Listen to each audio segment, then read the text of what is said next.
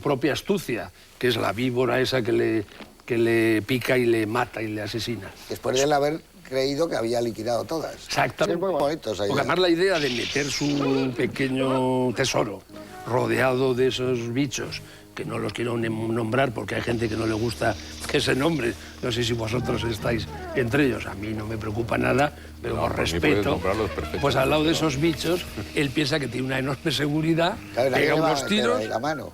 y de Es repente muy hay una que bonito. está dentro. Pero es muy bonito, como puesta en escena, como él coge la chaqueta, le da la vuelta, coge el guante, todo eso es precioso. Todo Y dices, eso. ahora le va a pasar algo y dices, no, y cuando menos te lo esperas... Salta. Claro. No, lo que sí... No, bueno, yo no sé si... Es muy bonita la imagen yo final, creo que con él a te lo caballo esperas. muerto Yo creo entrando. que cualquiera que haya visto algunos bichos, como tú dices, por nombrar a las serpientes, que ya lo he dicho, pues el momento en que él abre la bolsa, ahí yo creo que estás esperando que salte. No sé si porque tienes ya conocimiento de otras escenas parecidas en el cine, o sino por la propia historia que has leído hasta en los libros más elementales de serpientes, que están siempre refugiadas en piedras. Yo estaba esperando ese momento, Sí, no cabe duda. Lo que pasa es que antes de llegar a ese proceso, ya a mí me gustaría, de lo que habéis señalado, indudablemente el chino cayó. Porque aunque su historia fuera tan breve, podía ser tan breve como la presentación, que para mí me parece muy buena, del personaje del que los está vigilando, que lo ve a todos hasta que ve al chico, que entonces es su atracción, pero que sabemos perfectamente lo que es, no viendo a los demás presos, sino en el momento en que al pasar al lado de uno le toca un poco la piernecita y le hace como una confidencia. Sí. Entonces, yo creo que el chino tendría algo parecido.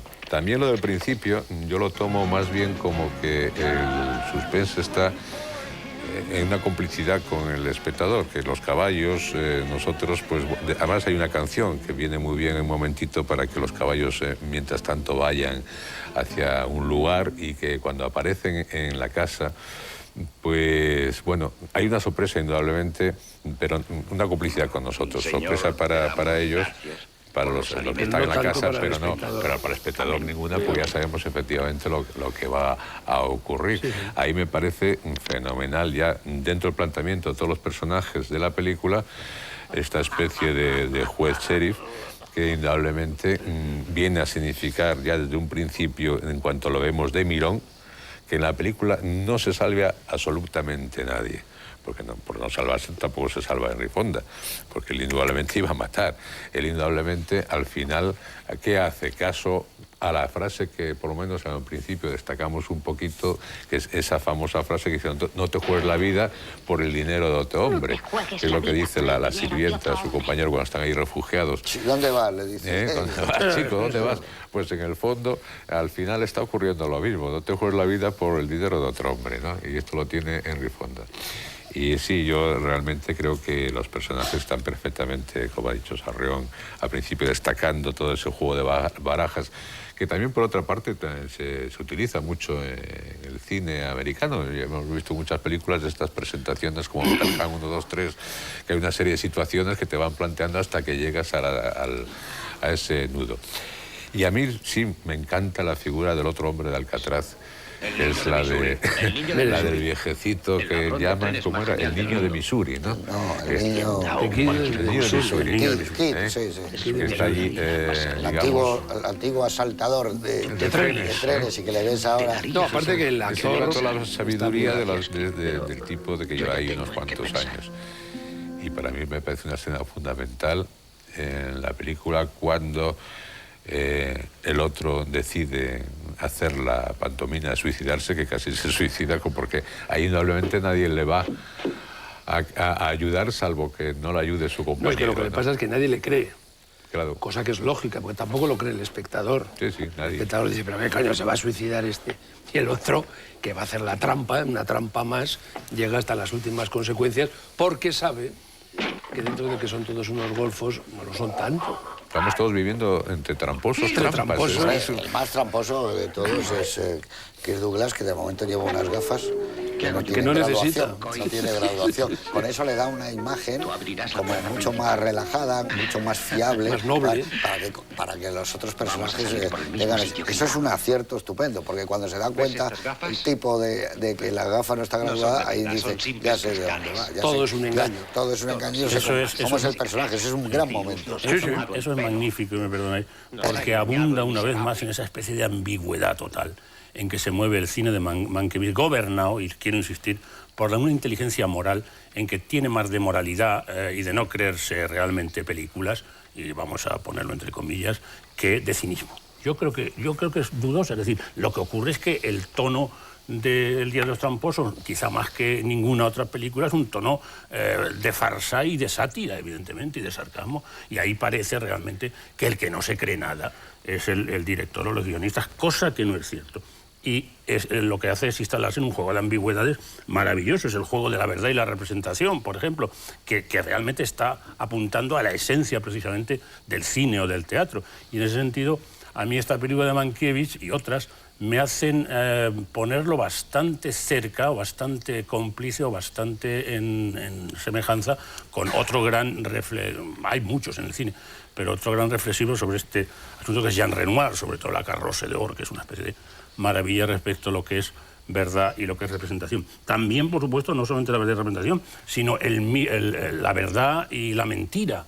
También, por supuesto, lo legal y lo ilegal. Es decir, hay una zona tan absolutamente lábil que realmente está señalada con una gran inteligencia.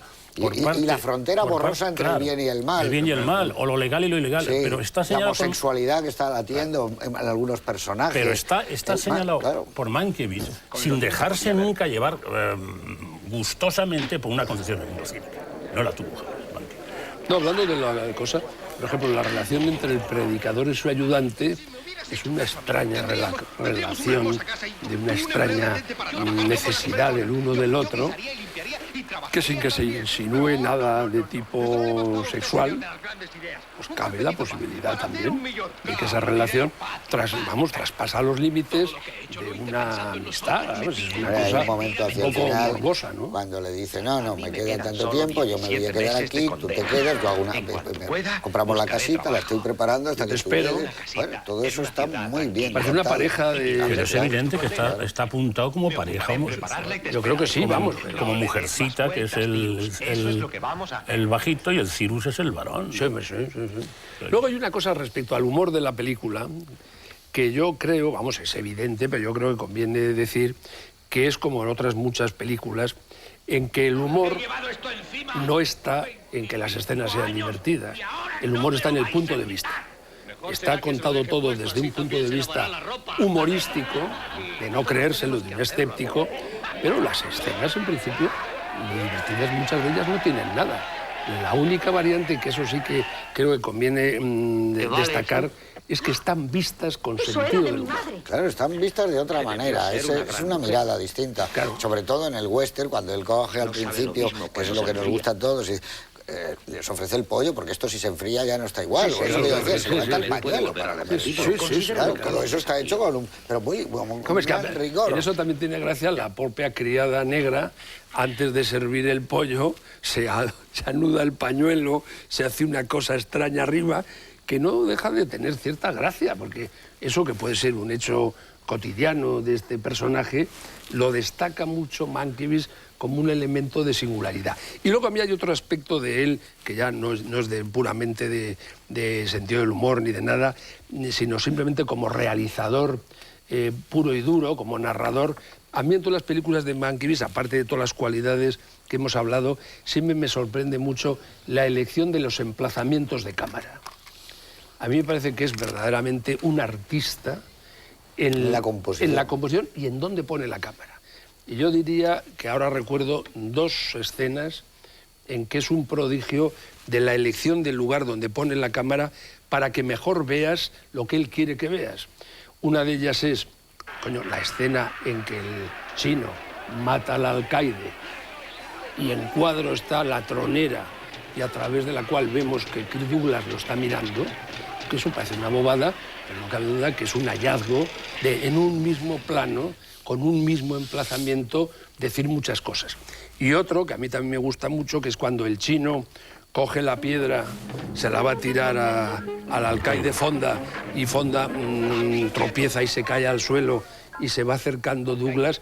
Hay un emplazamiento cenital desde arriba, en que es maravilloso cómo lo estás viendo todo, desde un emplazamiento imposible, por otro lado, porque es imposible, donde está esa cámara allí, o sea, no es el punto de vista de nadie, pero sin embargo consigue crear una tensión gracias al emplazamiento de cámara, con lo cual demuestra que Mankiewicz, eso de que era un director solamente teatral, es una gran falacia. No, bueno, es que hay...